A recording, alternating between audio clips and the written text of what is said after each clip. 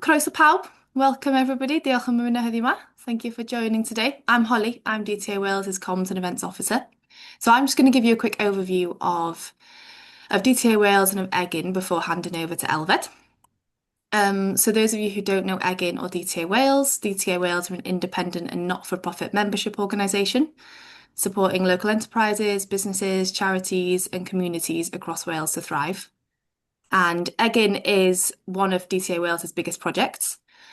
So Egin is a programme that empowers communities across Wales to take their first steps towards tackling climate change and living or operating in a more sustainable way.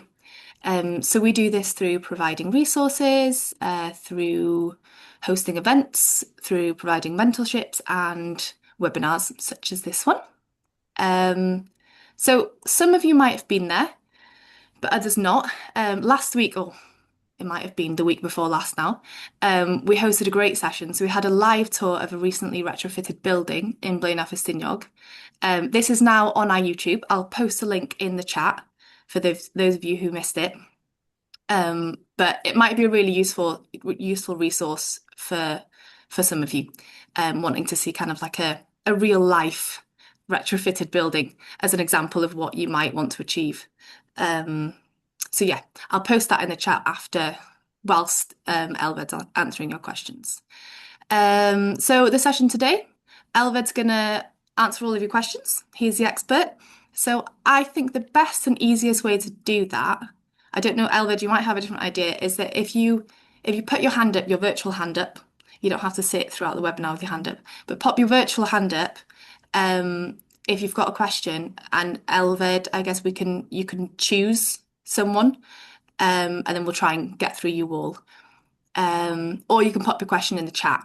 Does that work for you, Elved? Yeah, you're nodding? Yeah. Okay, cool.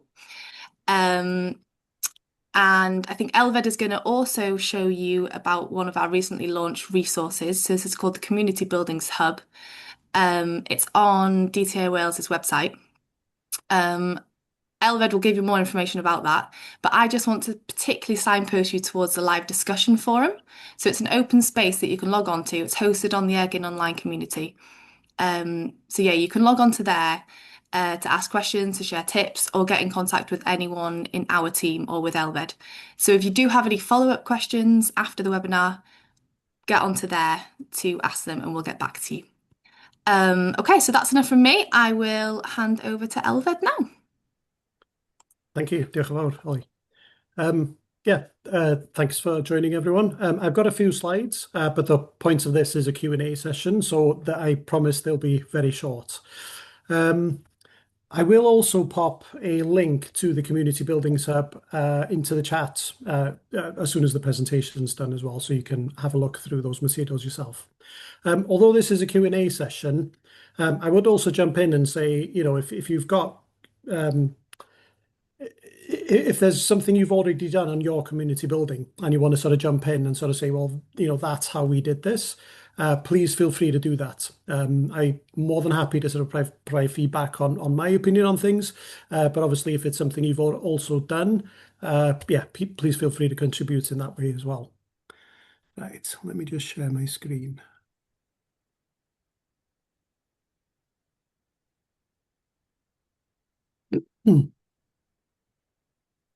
Okay, hopefully that's showing up.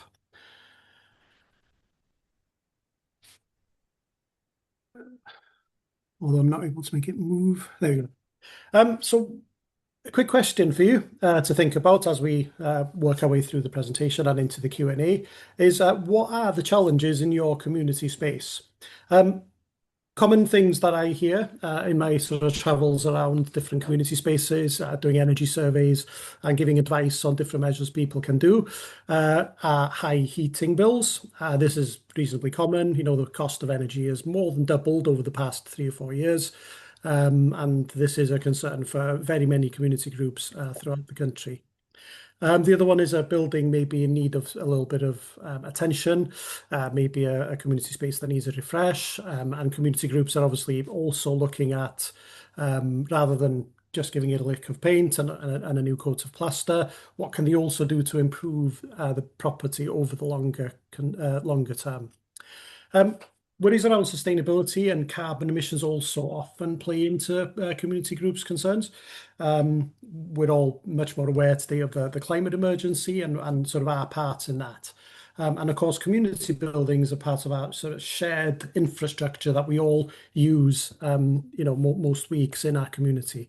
And so making those as green, as low carbon and as low emissions as possible is also quite a common one for many groups. You might be coming here today with, very, very definite ideas about what you want to do with your building, or you might be coming with, not really sure at all. You know that your building needs a bit of work, but you're not sure where the best place to start, where you should maybe start investing the little money you have for these sorts of interventions. And so please feel free to come with both. If you've got very definite questions, or if you've just got we have a building and we don't know what to do with it. Please feel free to ask those sorts of questions. And of course, with this entire conversation, quite a common challenge is how do we pay for some of these upgrades to our buildings? We want to insulate our buildings, we want to get solar panels, but if a community group's already struggling to pay for heating bills, they're unlikely to have 5, 10, 15,000 pounds to install solar panels.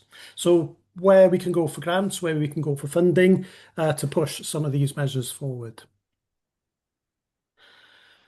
When you go to the Community Buildings Hub, and I will provide the link shortly, this is the landing page that you will see. So the foundations contain some sort of background knowledge, some very basic things, small measures we can all do in our community buildings, maybe low or no cost. The intermediate then starts getting into a little bit of more in-depth, what are the measures you could do? How can we improve our heating systems? Things we can start spending a little bit of money on, and so on and so forth. The technical section then is a bit more of an in-depth dive into different things you could do in a building. For example, insulation. How does insulation actually work?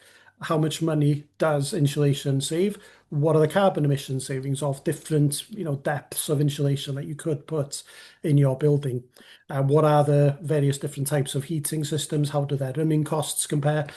So as you go through the levels, they should get slightly more technical as you go. Within then the foundational section, there's articles on, small steps we can do, energy policies we might want to adopt as groups to sort of help guide us on our long-term journey.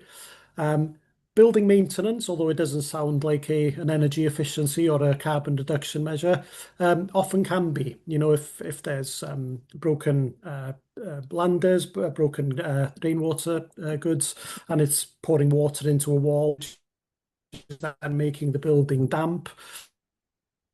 Quite often we'll turn up the heating or maybe open a window to help clear some of that damp. So keeping the building maintained, making sure that water isn't sort of working its way into the building, extractor fans, so on and so forth, will help save energy. Sorry, my internet connection is playing up. And then last one is funding improvements. How do we actually pay for some of these? So this contains a list of different grants we can apply for. Some specific grants, another one more sort of like, different organizations that give grants, because of course grants will come and go. But if there's an organization that provides funding, we can always go and look at their page and see what their latest grant offer is. Then as we get into the intermediate section, we start looking at specific things we can start doing in a building. Building intervention has a list, sort of a starting list of things you could do. LED lighting, of course, can help reduce energy. And then also elements that would be handy for you to have as you work your way through grant proposals. Quite often they'll ask you, how much energy will you be saving with these measures? How much carbon will you be saving with these measures? So to answer those questions, we need to know how to calculate our current carbon emissions. And there's a document on that one. And a do-it-yourself energy survey that'll help you sort of work out your overall emissions, how much you're spending on energy, and maybe once you've installed solar panels, installed insulation, what your expected emissions and bills will be after that, which should help you as you apply for some of those grants. And of course, one definite challenge we can have, particularly when applying for grants, is how we get quotes for some of the work that we want to do. Quite often, this is one of the most difficult challenges, a community group can face. You sort of have a rough idea what to do with your building, but you don't know how much it's going to cost. And the grant funding organisations will want to see quotes and rough indicative, how much you want to spend on your building.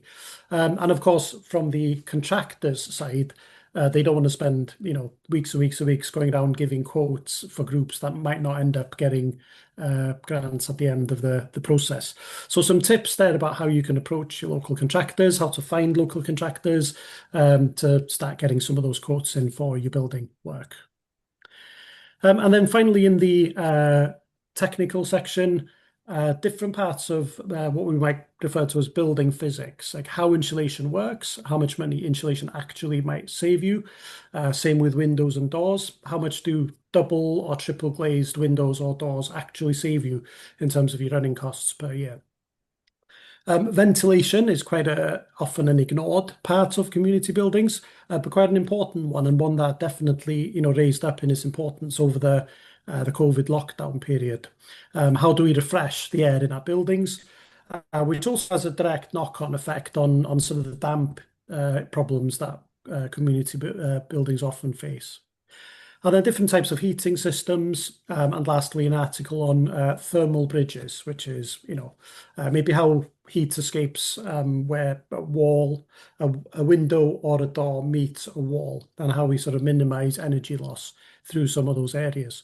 And quite often also condensation build-up as well. So the materials are intended to give you options and ideas about different things you could do to your community buildings. And the idea is really for you to start thinking through what you could do in your buildings and start having conversations with different people in your community, maybe the people who are volunteering in your community spaces, about what you could do to your buildings. To give you a little bit of knowledge as well about who to go to next for advice, once you've got a sense of what you want to do to your building, what the next steps might be. It's not intended to make you an expert on, your building or on how to retrofit your building. I don't expect you to rush off to your local builders merchants and start buying insulation and banging them up on walls. The idea is for you to understand what that insulation does, and to know where to go for quotes and where to go to get funding to pay for some of these improvements. To give you options essentially for how and how to upgrade your building, why you might want to include certain measures and what it will do for your building once you're done.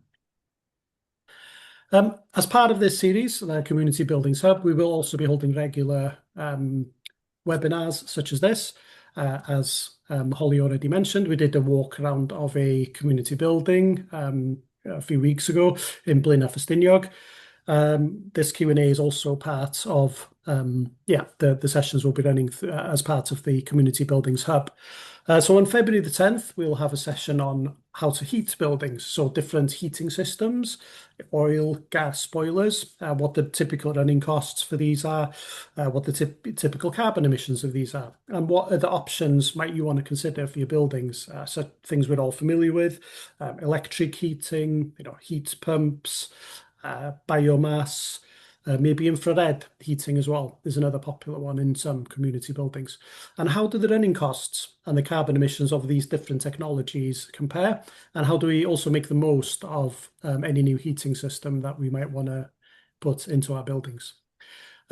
Sometime towards the end of February or early March, we're also hoping to have a session with a grant specialist or someone who's very familiar with applying for grants. We're in the process of discussions with a few different people, so we'll confirm that date as soon as we know the exact person who's going to deliver it and their availability. So this could help you if you're at the point of knowing what you want to do to your building, and now we want to know where you might want to go for funding, and also how to fill in an application form as well as you possibly can to give you the greatest chance of success. And then sometime towards mid to late March, we're going to have another tour of a community building, hopefully one in South Wales this time. So I will be approaching a few different community groups in the south to try and set something up there. We will send out details of this to your if you're signed up for email notifications from DTA or Egin, and the details will also be available on the DTA and Egin websites and social media.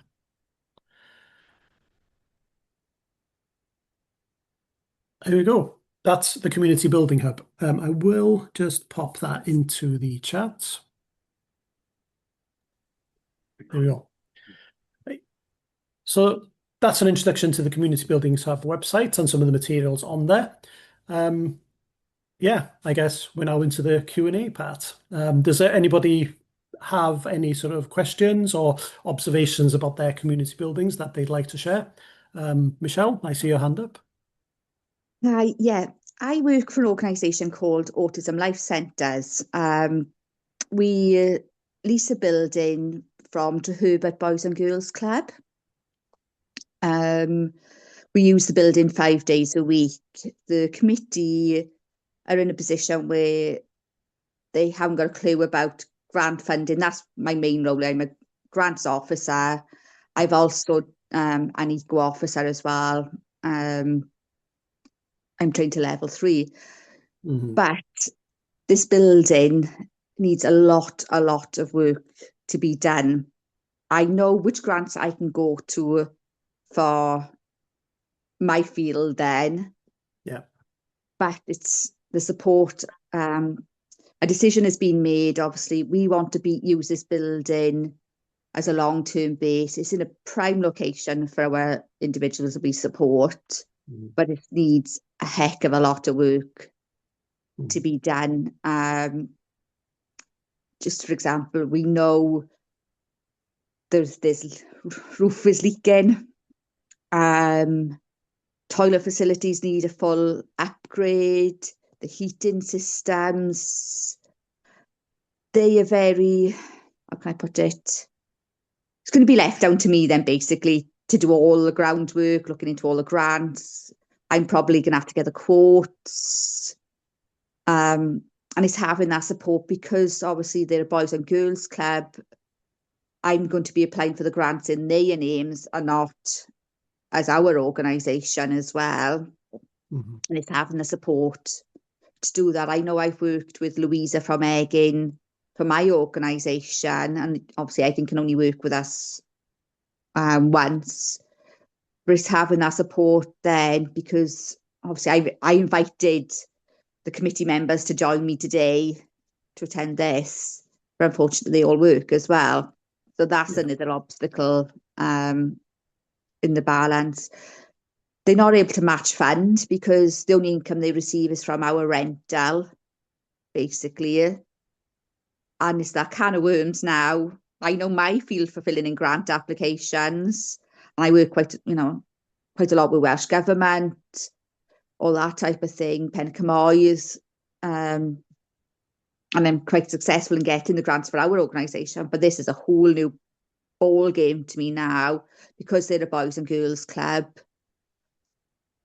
And it's just, it's a massive minefield for me now and having that support to go forward and how to get the quotes, who's best to approach. Like, they want solar panels. I've got a bit of background from my, obviously, eco-management side of things for certain things, but obviously I haven't got a clue when they need new boilers and everything like that. It just literally, in an ideal world, the building should be gutted and restarted.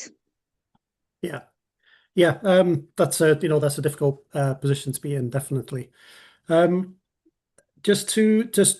would definitely point you towards some of the materials in the Community Buildings Hub, particularly the one on grants, and the one on obtaining quotes. Hopefully it might be of help to you as well. But you've got a starting question really of what should you do to the building. And some of the materials in the Community Building Hub might help you with that. But really, it's I would say the community of people who are using the building would be the right people to sort of decide what they want to do to their buildings. So some of those materials could help you with that in terms of giving you some ideas. Just to give you an example, I'm a trustee of a community building in Barmouth, Bermo, sort of in North Wales, and it's a community building that's it's a number of different units. It's quite a large building. It had a flat roof that was leaking. It used to be an old warehouse, essentially. Very, very cold. Didn't have a heating system at all. And there's different units let to different community groups. There's a food bank in one section. I think there's a church in another section. There's a nursery in a third section. And then they're developing another part of the building now to be sort of a community hub where, groups like Citizens Advice and so on can use that space to reach out to the community. And the sort of grants they looked at was the Welsh Government's Community Facilities Programme, which is quite a large grant. I think they got roughly 250, maybe £300,000 from that one grant, which they were able to redo the roof and do windows and doors. And then they also got quite a large amount of funding from the National Lottery as well. And it does seem to be my experience, other people might sort of differ here, that once you've started to get a few grants, it sort of makes the next grant easier in that you've got some of those materials prepared. You've got some of the policies that the grant funders want you to have in place done from the previous application. And it sort of almost becomes an ongoing rolling program. But managing that, do you do the walls first? Do you do the windows first? Do you do the roof first? It's just that's the sequencing is quite difficult. How can I put it? They are very laid back and everything is just literally going to be falling onto me on top of my role. I've done a lot of research, sent them information on the certain grants, like you said, the community facilities, who else? Churches, oh God, what's the other ones? Coalfields regeneration. I know they haven't got the policies, so I'm going to be writing all the policies. At present, because of the type of organisation we are and the complexity of needs of our individuals, we are the only group that hires our building. So without our income, they wouldn't have nothing. But they're in a position where they own their own buildings as well. Like obviously, we've did auditing for our purposes and parental consultations about being in certain areas, and obviously this was highlighted as a prime location for us. We've also got an allotment, so we use it as a base for that. There's organisations such as Welcome to Our Woods, so in the area as well, which we want to work with.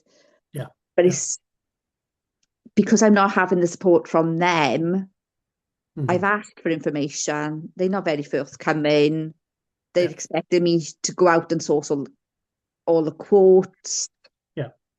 But you need to know what you're asking for, right, before you go for quotes.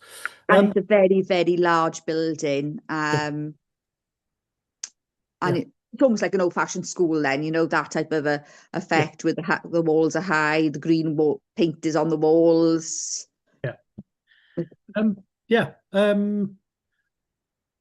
This isn't an easy thing to find. But again, on the Barmouth project, we had a person who was connected to the food bank, and he was a retired, he wasn't a builder, but he'd worked in the building trade. And he was able to sort of help the board, sort of guide them through some of the possible things. I worked as a energy efficiency advisor, so I was able to give them some advice from that side as well. Even though I was a trustee, I could sort of offer that as a service. I know there are people around. I've heard of someone in South Wales. I don't have his details to hand, but if I can find it, I can pass on the details to you. Who does do that sort of work? Thing. They're not willing to pay. To have energy reports done. They expect it all done for free. And then the last thing, I don't know if you've looked into this, and I don't know if it's still available in your area, but there are groups that do energy surveys. Where someone will come look at your building and write a report about different things you could do. Eggin did have some, but I'm not sure if they we did do with Eggin originally for our organisation. But again, I've spoken to Louisa, and because I'm overseeing everything, they've said that they can't work with an organisation more than once. Fair enough. But then obviously if they are not interacting to do the work. Yeah. Whether I'm going to have to go on a committee, Mm-hmm. as a, like you say, as a committee member to get around it that way, so I get a different title then for filling in the things and completing work. Hi there, it's Matt here from Egin. I co-run Egin with Louisa. Hi, Michelle. Hi, how are you? So, I was just checking our records, and so it looks like you, Autism Life Centres did get an energy audit through Egin. I just wanted to check if you have that. Yes, we have, because we sublet a building from Rhondda Cynon Taff, who then let from a gentleman who owns the building in London. So that's one of our bases. But then when COVID hit, we were in a position where we desperately needed to provide support to vulnerable adults with autism, hence renting then to Hwb Boys and Girls Club. So this is the building that needs all the work to be done to. We've tried to engage with them in the past to help them, and they wasn't very forthcoming. Now they've asked us, would we like a long-term lease with them, on the bravado that obviously we support them in applications for grants and bits and pieces, but they are not, how can I put it, not very helpful then when it comes to working in collaboration. They're expecting me then to do everything, you know. I've asked them for the policies, I've asked them, you know, I've sent them the templates for safeguarding, equal opportunities, constitutions. It's only today I've had a rough breakdown of the annual accounts, and without our income, they wouldn't have anything. The building would not be used at all. We use it 5 days a week from 8 o'clock till 5 o'clock. The other idea I had with an energy survey, but you'd have to check if they were willing to fund you more than once, is I know a group in Northeast Wales. They told me they'd had an energy survey through Caulfield. Now, I don't know if it's maybe something that they used to offer that they don't anymore, but I'd also check if you're going to look to them for funding that, you know, that they'll allow you to do an energy survey and then apply for a grant. But that might be worth looking into as well. But that could give you some ideas for what some of the things you could then, you know, take to a builder to start getting some quotes through. Because I was looking, there was a post out, and I can't think which organisation was, to do energy advising. It was back in the summer, and unfortunately my son was ill at the time, so I missed the deadline. But that is something I'm, obviously with my qualifications, I'm able to do as well. But it needs to be through obviously a registered organisation as well. Yeah, indeed. Yeah. Okay. Hopefully that was helpful. If you have any sort of follow-ups, you know, please feel free to ask. Yeah, no, that's great. I'd also point out the Egin online community as well. There is a place that you can post some questions there. So maybe if you've, you know, taken a few steps forward and you've got some questions, actually, you know, there's the few different things we could do. How would you prioritize it, or what things, you know, should I do first?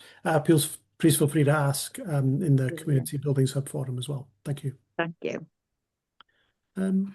Does anybody else have any questions? I think Dewi Williams, I see a hand up.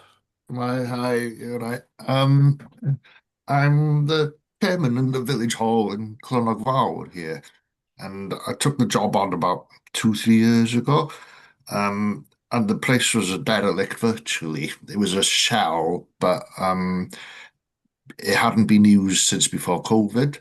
So it'd been abandoned for about 5 years. And when we took it on, it didn't have any paperwork, no health and safety policies, no risk assessments. The fire extinguishers was about 5 years out of date. The guttering and the roof was all leaking, and it was in a bad state. So all I did was I applied for a Mantell Gwynedd application grant, and we failed. We didn't get it. So we've got a housing estate nearby called from Adra. and there was a grant going for about 1,500, so we applied for it. Basically, it paid enough for an electrician to come in and rewire the fire extinguishers, well, the fire exits, the lights, and get fire sensors in and service the fire extinguishers. So basically, it's a long process like that. So where we took one step at a time, and because we were successful with that ADRA grant, I know it was only £1,000, it kind of encouraged me to go out and do more and more and more. And I was the only one as well, so don't panic, Michelle, if it's only you doing it. I was the only one who could apply for grants and had any kind of enthusiasm because it was a new project for me, and I was like, oh yeah, I could do this.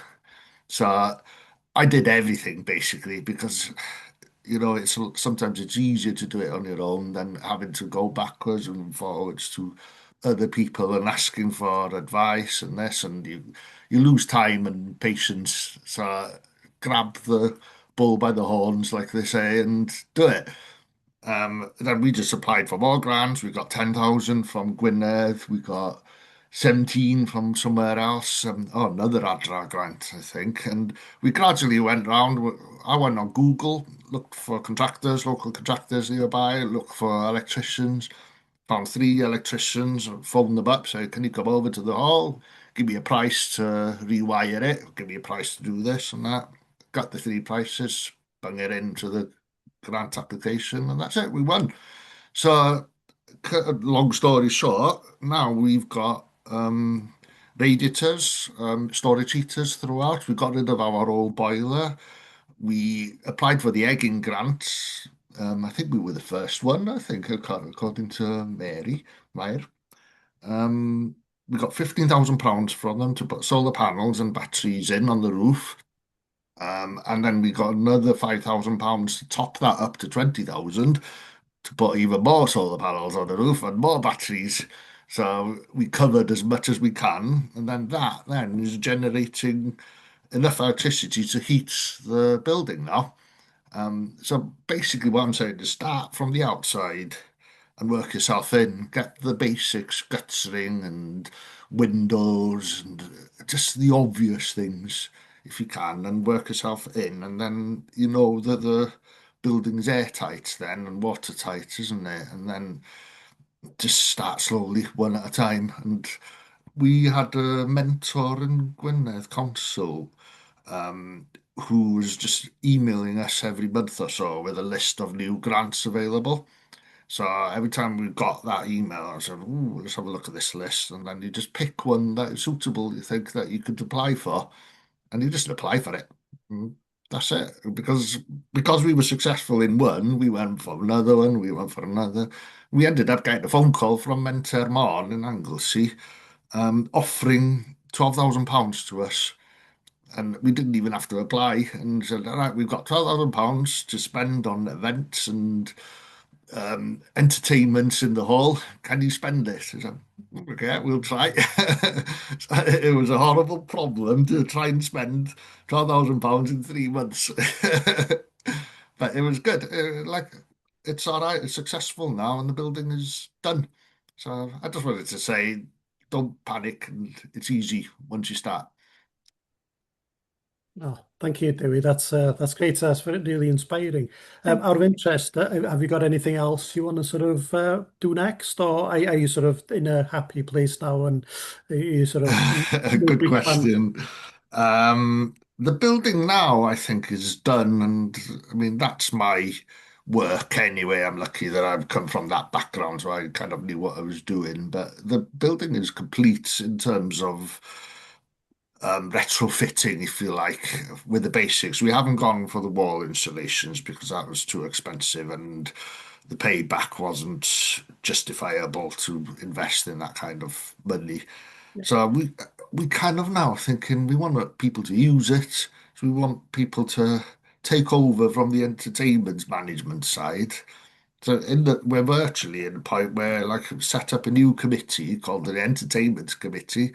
There you go, carry on, use it, book some bands in, have a darts night, have whatever you want for the hall.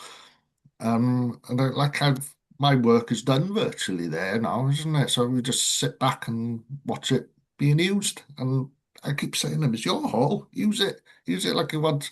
It's done. Well done. Yeah, thank you. Yeah, thanks for sharing that, David. That's brilliant. Does anybody else have any questions they'd like to ask?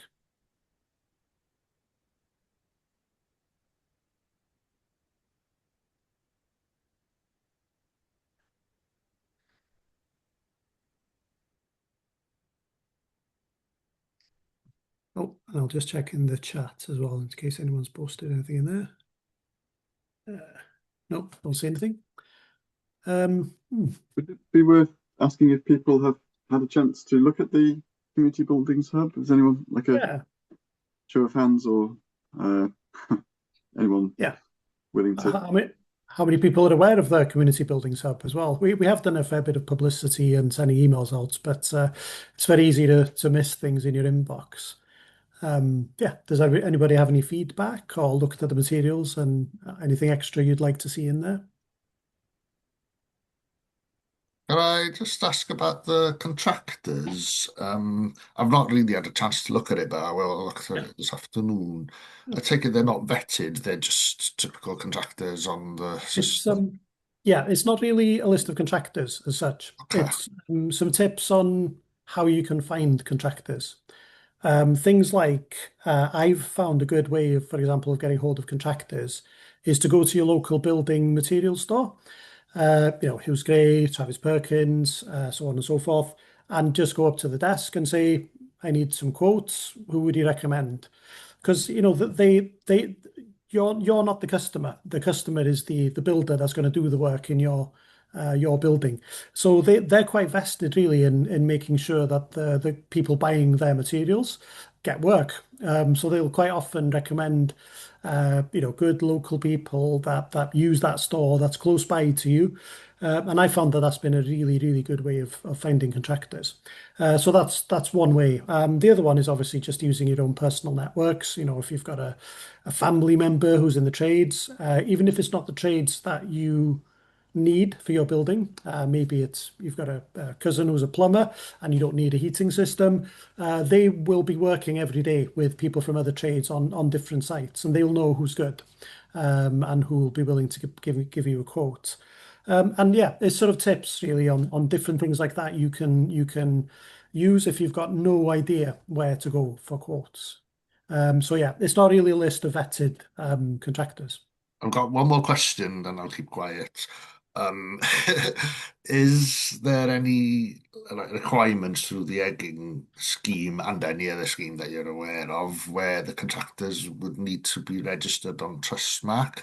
And will the insulating contractors, for instance, need to have the past 2030 accreditation, or will they need an MCS certificate, or is there conditions like that? Because it could potentially be a government-funded scheme, or are they free to go for whatever they want?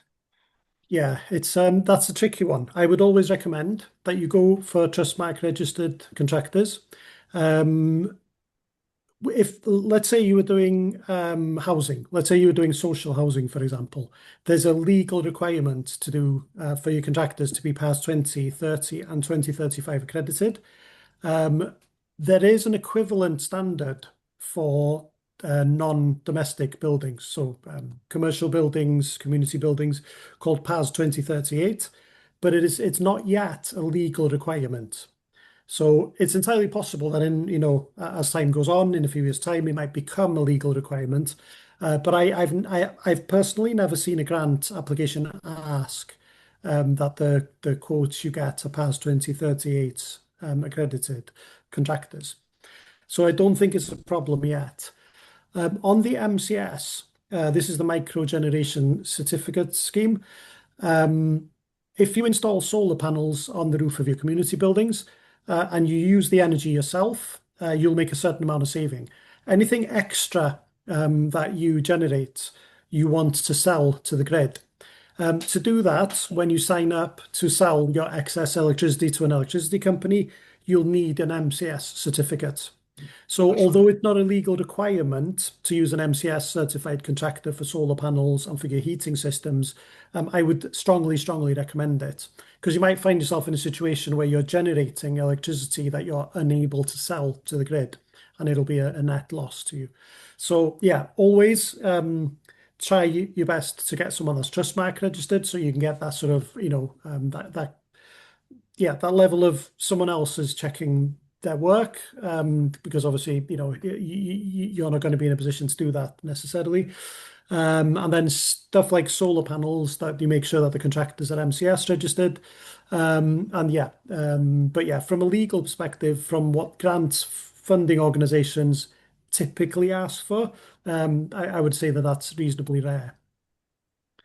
But again, if a community group is looking for solar panels, please read the article on solar, which explains what MCS is and why it's important for your contractor to be MCS certified, and might help you sort of avoid getting maybe a local electrician who's not MCS certified to install your solar panels, and then be left in a situation where you can't sell the power to the grid. But yeah, thank you very much for your question. Diolch yn fawr. I'm tempted to say the Cartrefi Clud, who I work for, on our website, we've got a map of Wales that you can click on, and it's got a database of approved contractors on it. Thank you. Yeah. So it'll have a list of contractors that register with the Trustmark and MCS and who are qualified with past 2030 accreditation. So if anybody is struggling to find contractors, you're welcome to use our website and click on the contractors suppliers page tab on the top, and it'll come up with that. Thank you. Thank you very much, David. That's very helpful. Sorry, my internet connection's a bit unstable. I froze for a moment there, but I caught just the end of what you were saying there. Thank you. The link there in the chat. Yeah, thanks, Matt. Does anybody else have any sort of comments, or anybody else had a look at the materials, or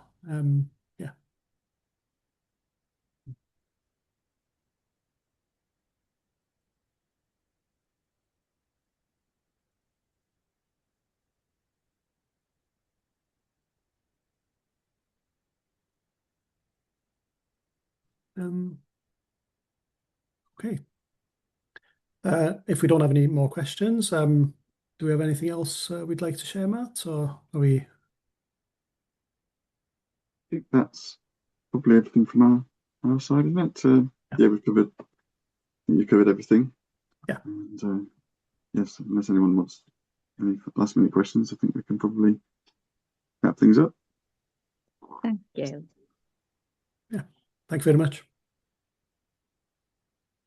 So, Holly, do you want to close off at all with anything? Yeah, that's fine. Yeah.